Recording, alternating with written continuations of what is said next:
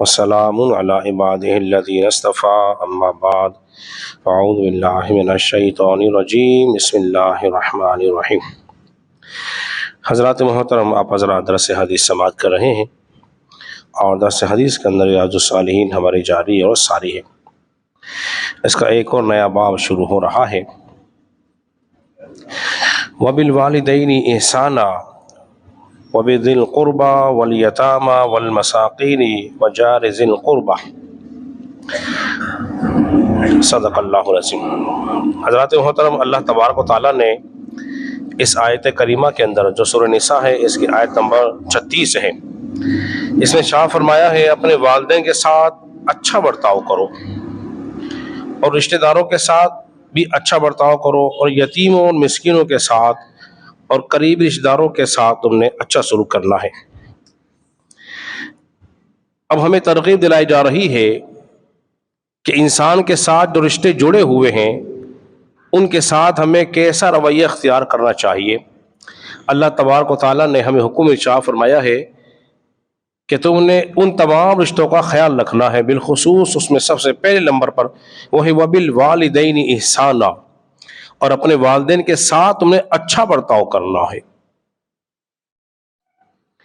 والدین کے ساتھ حسن سلوک کرنا ہے، حتیٰ کہ جب وہ بڑھاپے کو پہنچ جائیں تو فرمایا گیا ایک مقام پر کہ انہیں اف تک نہ کہنا۔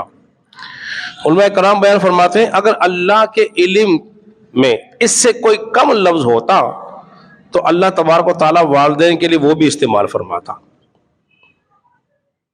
اف بھی نہ کہنا، خاص کر کے جب وہ بڑھاپے کو پہنچ جائیں، ان پر رحمت کے بازو پھیلانا، ان کے لیے دعائیں مغفرت کرنا اور کہنا اللہ جس طرح میرے والدین نے مجھ پر بچپن میں رحم فرمایا تھا، اللہ تو اب ان پہ رحم فرما۔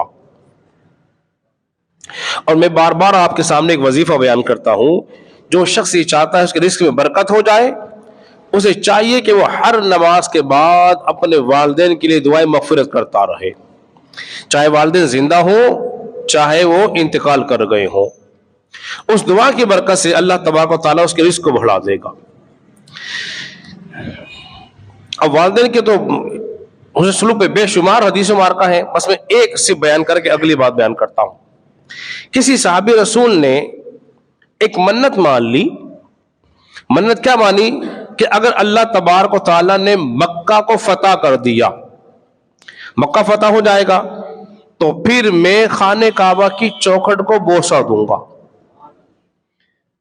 اب ہوا یہ کہ اللہ نے کرم فرما دیا اور مکہ فتح ہو گیا۔ حضور کی بارگاہ میں حاضر ہوئے، عرض کیا رسول اللہ صلی اللہ علیہ وسلم میں نے منت مانی تھی، اور منت میں نے ایسے مانی تھی اگر اللہ نے مکہ فتح کر دیا تو میں اس کی چوکھٹ کو بوسہ دوں گا۔ نبی پاک صلی اللہ علیہ وسلم نے شاہ فرمایا کیا تیری ماں زندہ ہے؟ بات ہو رہی ہے منت کی، حضور سوال پوچھیں تیری ماں زندہ ہے؟ اس نے اس کی آقا ہاں ہے۔ فرمایا اس کے قدموں کو بوسہ دے لے تیری منت پوری ہو جائے گی، اس کی قدموں کو بوسہ دے لے منت پوری ہو جائے گی۔ تو ماں کے قدموں کے تلے اللہ نے کیا رکھا ہے؟ بولیے جنت کو رکھا ہے، اور باپ جو ہے وہ دروازہ ہے، جنت میں تبھی داخل ہوگا جب دروازے سے جائے گا۔ اگلی بات جو اس قرآن آیت میں معلوم ہے وہ یہ ہے تم اپنے والدین سے اچھا سلوک کرو اور ساتھ ساتھ رشتہ داروں کے ساتھ بھی تم نے اچھا سلوک کرو۔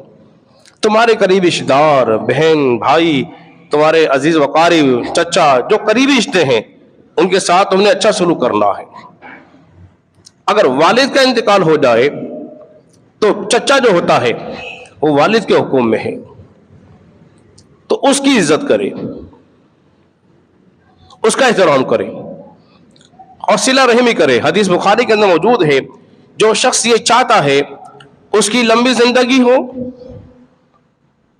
لمبی زندگی ہو، اور ویسے بھی اس دور میں کوئی مرنا چاہتا نہیں، کوئی مرنا چاہتا نہیں ہے، اب وہ چاہتا ہے کہ لمبی زندگی ہو اور ساتھ ساتھ رزق میں فراوانی ہو، تو میرے قریب آ کر ارشاد فرمایا اسے چاہیے کہ وہ پھر اپنے رشتہ داروں کے ساتھ صلہ رحمی کیا کرے۔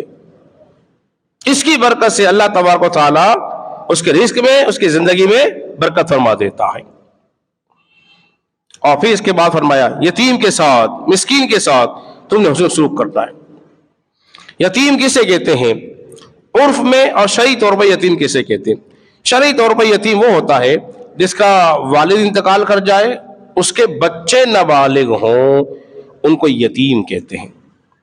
اگر بچہ بالغ ہو گیا اب یتیم نہیں رہا، یتیم کا اطلاق اس پر نہیں ہوگا۔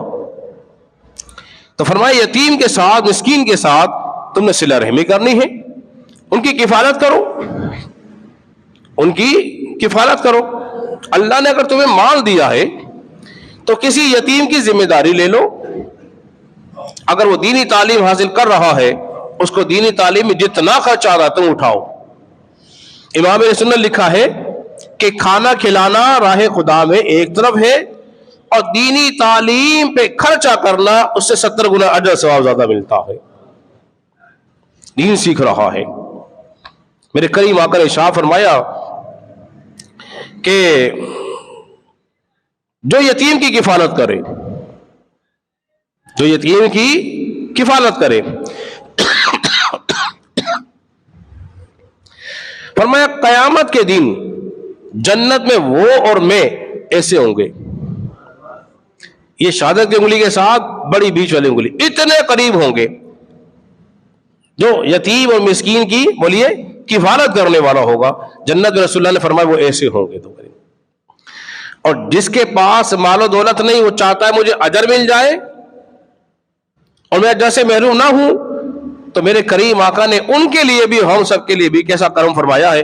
فرمایا جو یتیم کے سر پہ ہاتھ پھیرے ثواب کی نیت سے، صرف یتیم کے سر پر ہاتھ پھیرے ثواب کی نیت سے، جتنے بال اس کے ہاتھ کے نیچے آئیں گے اللہ تبارک و تعالی ہر بال کے بدلے اس کو نیکی عطا فرمائے گا۔ ہر بال کے بدلے اس کو اجر مل رہا ہے۔